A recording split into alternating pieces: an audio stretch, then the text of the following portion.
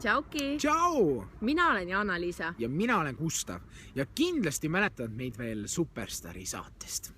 Nüüd aga kutsume me just sind ja sinu klassikaaslasi osalema väga lahedal võistlusel, mis on mõeldud just 5. klassidele. Ja 6. võivad sellest küll suu puhtaks pühkida. Ja tänu sellele võite te võita tervele klassile tasuta ekskursiooni Maantemuuseumis. Mis selleks täpsemalt tegema peab? Asi on väga lihtne. Paku välja oma idee, kuidas sina, su sõbrad või su klassikaaslased liikluses paremini nähtaval oleksid.